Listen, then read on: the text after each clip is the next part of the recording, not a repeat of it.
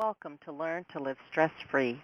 This is Christine Wright with Dr. Robert Wright, Jr., your go-to wellness coaches of www.stressfreenow.info. Our featured guest today is Dr. Deri Ronis, speaking on stress reduction and ways to have more joy and peace of mind in your life using mindfulness-based meditation. Dr. Deri Ronis has been conducting innovative seminars and workshops for over 2 decades to schools, corporations, government agencies, and religious organizations. She holds a PhD in the field of international peace studies and conflict resolution and provides training in healing racism, gender issues, and any subject pertaining to conflict.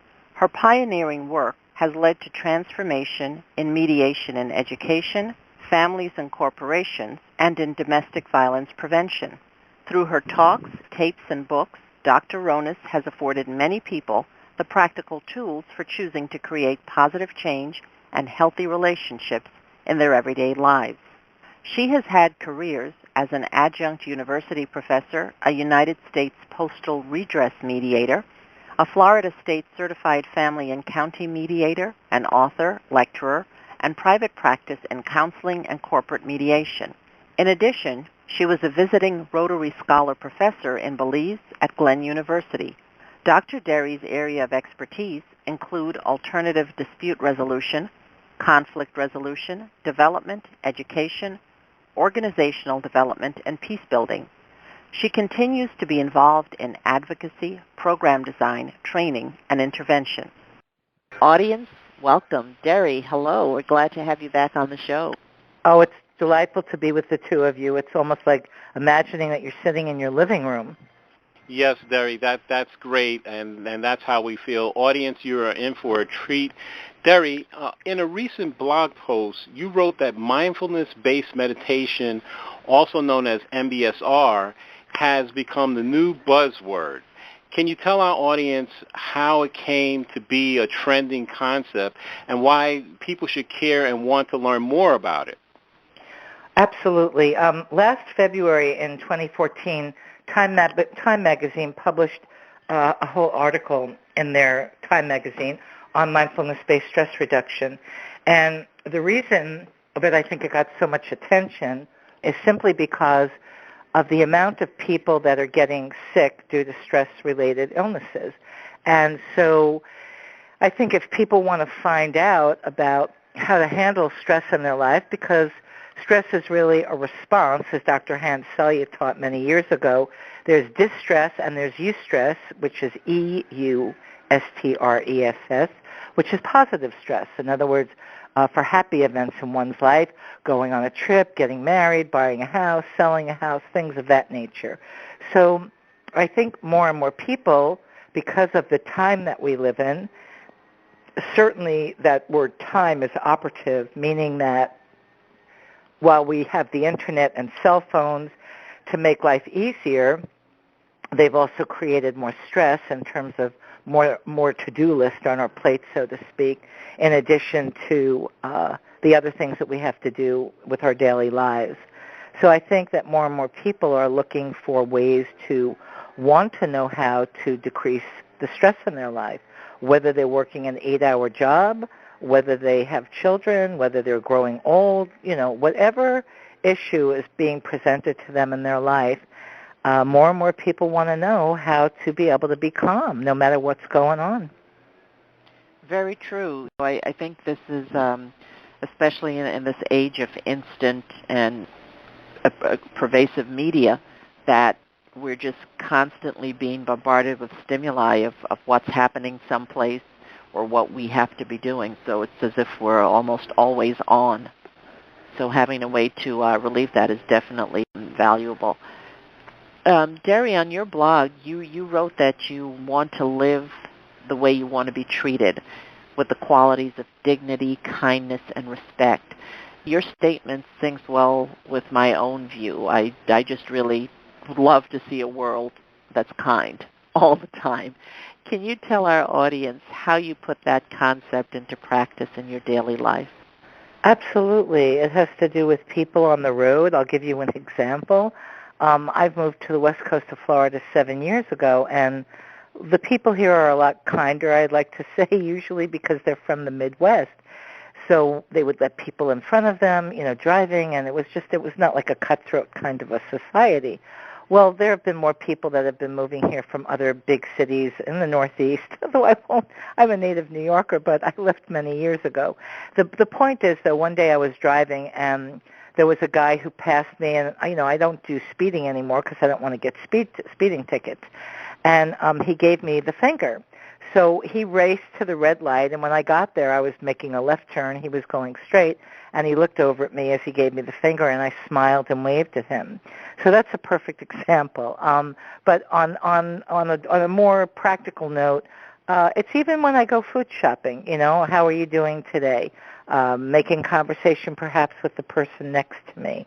I really don't argue with people anymore. If I am angry about some behavior with, let's say, I don't know, some company that keeps calling or something where I need to resolve a conflict, I'll let people know that I felt that, it was handled poorly.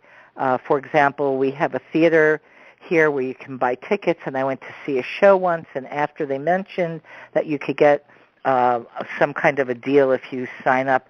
So I went, and I waited like 25, 30 minutes and went through the whole thing with the young man.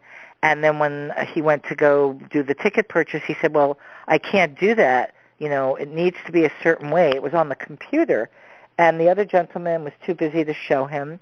And he kept apologizing. I said, well, I really don't like wasting my time, but it's okay. I'll call the manager.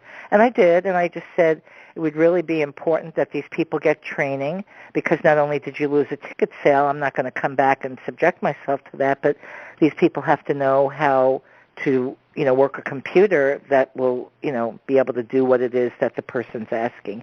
And this is true if you stop and think about it now with all the people that are learning new jobs. And I can give you one other example. Many people have different phone providers, and the community that I live in has Comcast.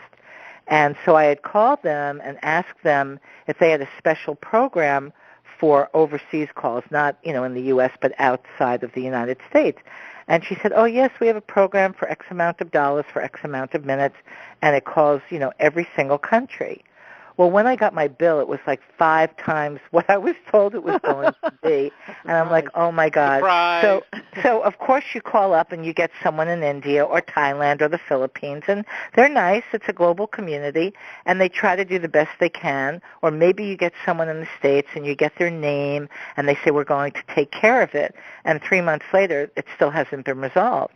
So then you go down to the actual Comcast office, and you see that there's 60 people sitting in there, and you're in the middle of your work day. So you say, is there a time I can come back when it's not crowded? Yes, at 6 o'clock. So I went back, and I spent 1 hour speaking to the individual. There were all the notes documented on the computer. I was standing the whole time while he was sitting for 1 hour because there was no place for me to sit in that dynamic, the way they had it set up. He did resolve the conflict, but, it's not worth me getting a heart attack over. Well, Deri, I had to laugh because, sometimes Christine is really good at keeping me calm because, I'm the stress doctor and I'm supposed to always have my stress under control. But sometimes I run into things, as you say, which kind of take you for a loop. For example, I was in the supermarket and I said to the nice young lady who was doing the groceries, I said, oh, you're new, because, at the supermarket I go to fairly regularly, so I had never had her before, and I said, oh, you're new, I've never seen you before. And she looked puzzled, and she goes, I'm not new. And she says, I've been working here 3 months. And so when I came home, I said to Christine, I said, we live in a different kind of world because if a person could work on a job for 3 months and think that they're not new, but and what I'm getting at is that I believe that she really believed what she was saying. Absolutely. And so this kind of thing where sometimes we say, well, is it because our standards are too high, or is that there is no standard anymore? What's going on here? I think it's perception.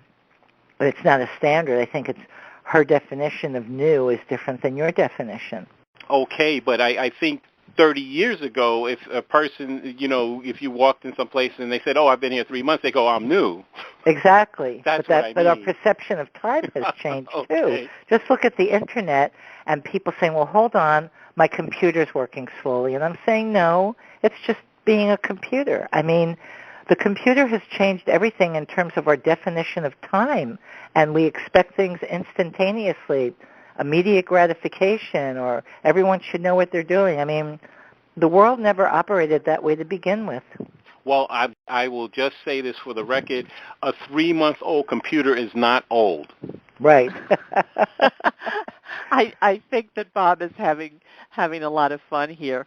As I listen to you speak about what life is like in different parts of the country, I remember living in New York, and this was years ago. I went on a bus tour to New England, and the bus was going to the town, and all the people on the street, every time we turned a corner, people were waving.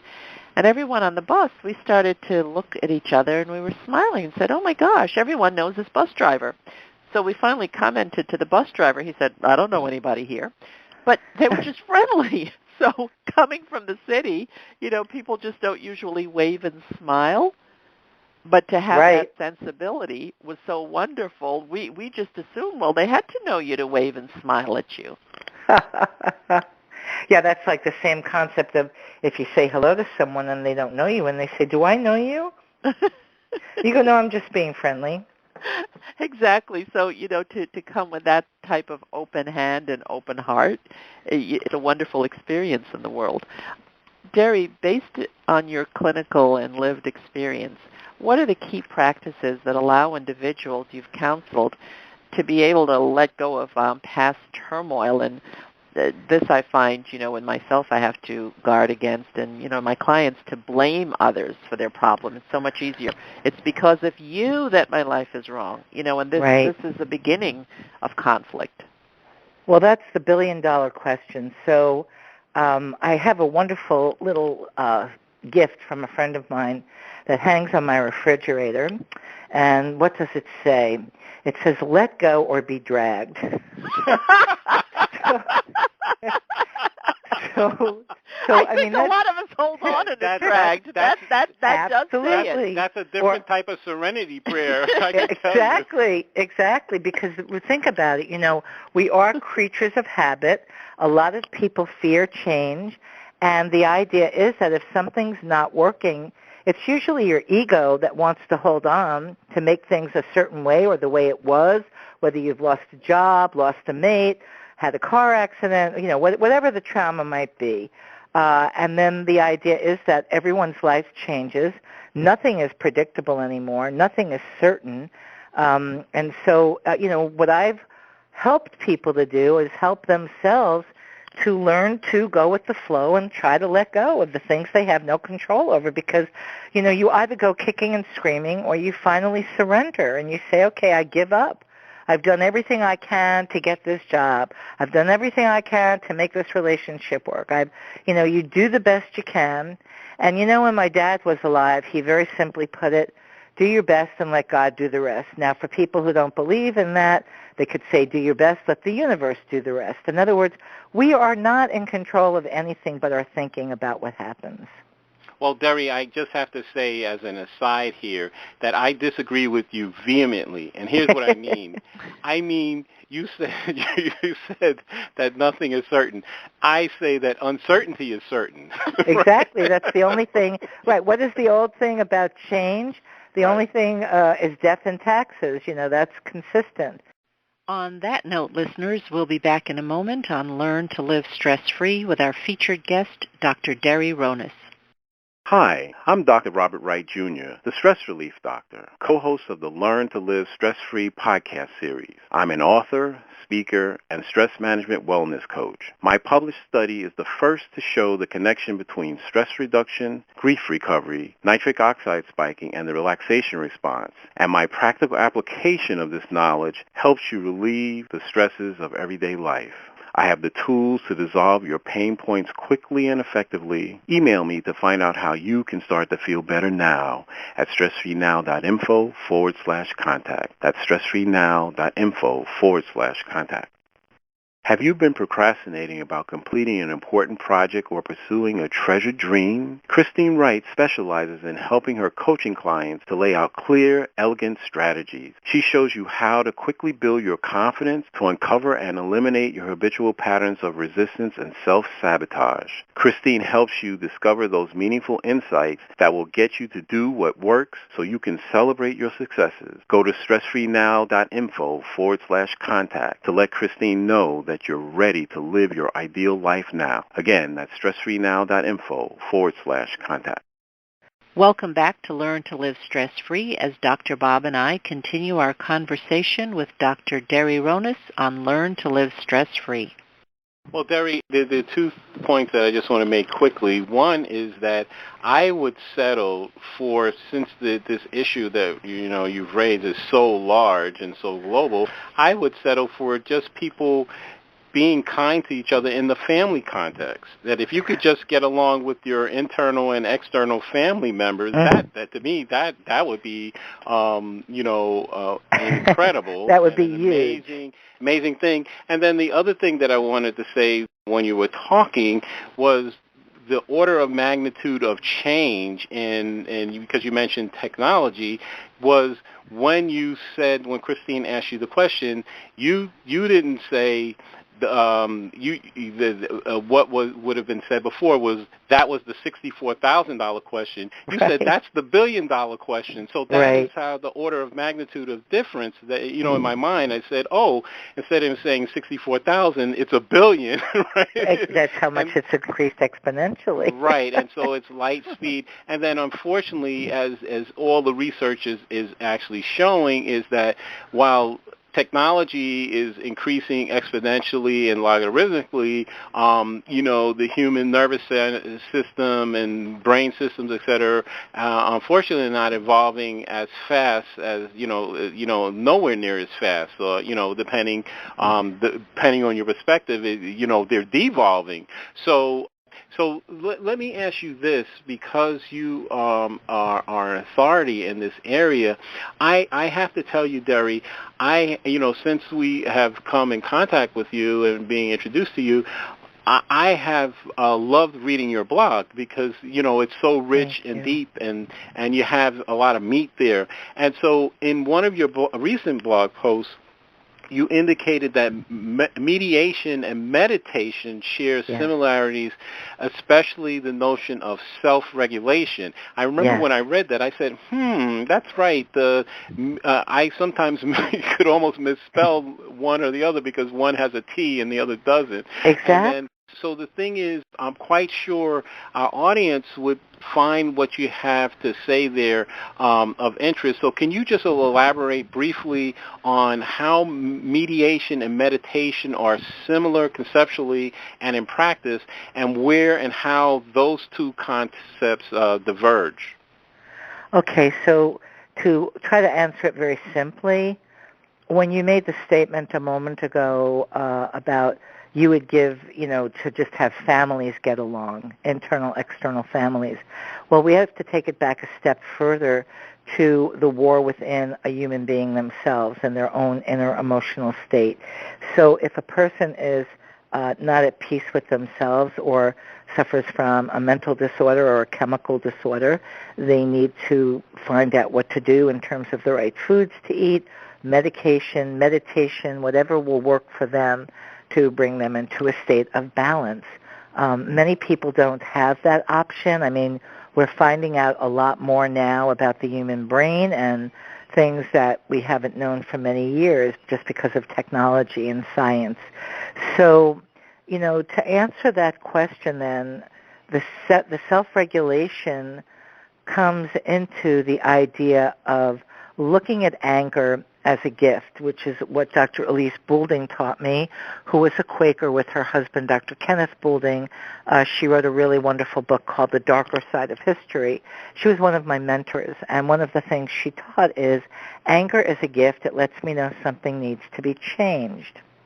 So if I look at anger and not in a destructive way, but in a constructive way, and I say, okay, what is it that I need to learn in this experience? If I'm experiencing great pain, great suffering, whether it's physical, mental, emotional, etc., then I try to find the answers to that so that I don't have to suffer anymore. And I think that there are certain conditions for human beings on the planet, and I'm taking a very global, beyond global, just worldly view when I say the planet, because of how our bodies are made. There was a very interesting gentleman on the Sunday evening show, 60 Minutes, African-American gentleman, brilliant guy, doctor. He's the head or the executive director of the Hayden Planetarium in New York. And I just was blown away by what he said, because he You're spoke talking about the astrophysicist. Yes, exactly. Oh, okay. And he spoke about the fact that when the first astronauts went into space and they looked back at planet Earth, it was a tiny dot in the sky, a tiny dot in the cosmos, and that on that tiny little dot is all this conflict, all this rage, all this racism and killing and blah, blah, and beautiful stuff as well. But that the sun in its orbit keeps all of the planets going along perfectly. Gravity works, everything has a place in the universe. And he stated that human beings, our DNA, our body, is made as the same combination of chemicals, if you will, or minerals as the stars are. So I like the idea that we are stardust, and this might be a little airy-fairy for people, but on a scientific level, it is really true. It's what Christine said earlier about connection, about feeling connected to other people, no matter their differences. So when we turn on the 6 o'clock news and we see in humanity the other people and our heart goes out and we say, there but for the grace of God go I, you learn about having compassion because that could be you. I don't know if that answers your question, but it's a very larger way of looking just beyond the immediacy of why do people meditate? Why do people meditate? Not to zone out from the world, but to be able to get in touch with something that is not seeable, that you don't see with your naked eyes, but you feel within. Maybe someone does get that feeling when they look out at a mountain or a lake or a beach or wherever they might go to experience a serene feeling. But as people very well know today, because of the foods we eat, the way foods are grown, the sugar issue, the diabetes and obesity issue in young children in this country. I mean, there's so many factors of looking at what causes stress in people's lives. And so mediation is another way in the 21st century of saying, look, we're not going to duke it out on the battlefields with the Hatfields and the McCoys. We're going to go sit down at a table and not necessarily smoke a peace pipe the way the Indians do, but maybe we'll pass around the talking stick and people can just hear each other's realities. And you'd be amazed, I'm sure, in your work as well, of how people feel after they've been heard. Yeah, you certainly answered that question very, very well, and it's very interesting that you would mention the gentleman from the Museum of Natural History because I had gone to a lecture. Well, he's from the Hayden Planetarium. Yeah, I know who you're talking about. And the reason I'm bringing it up is that I'm struggling to remember his name. I know I can't either. Yeah. However, I have, just as an aside, I had gone to see a lecture at CUNY Graduate School on the corner of 34th Street and 5th Avenue in Manhattan, and as I was leaving the room. Actually, I was exiting the building. A woman came up to me and she says, "Oh, it's so good to see you again." And so I said, "Have we met?" And she said, "Oh, yes." She said, "You gave a great lecture last time." And so that was the gentleman from the Museum of Natural History. I would love to be that famous. Oh, she thought that was you. Oh, and I said, "No, I'm not that person." But thank you very much. And so I wanted to ask you this question. Mindfulness-based meditation certainly is very powerful and is a trending thing and is helping a lot of people. However, my question is this, Deri.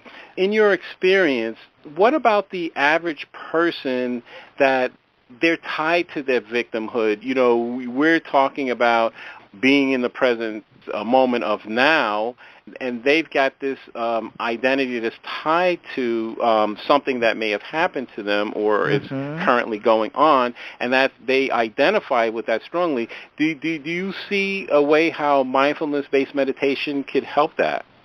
Absolutely, because mindfulness-based doesn't teach you to run away from what is. It teaches you to deal with what is, to be with it, to learn from it, to know that this too shall pass, that it doesn't stay. You know, one of the things we talked about in my class today was the idea of being in a prison, a self-made prison, not a real prison with bars, but that we create prisons in our own minds.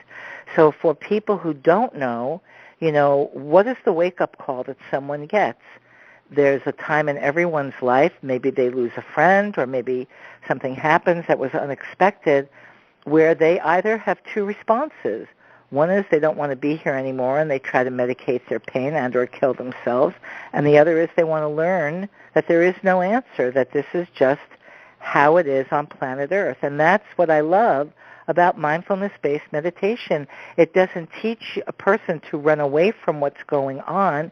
It teaches them to be with it, but be with it in a way that is silent, that there is support, that there is growth, that there is observation, that there is awareness, that through everything, the common denominator is the in-breath and the out-breath, which is what sustains life.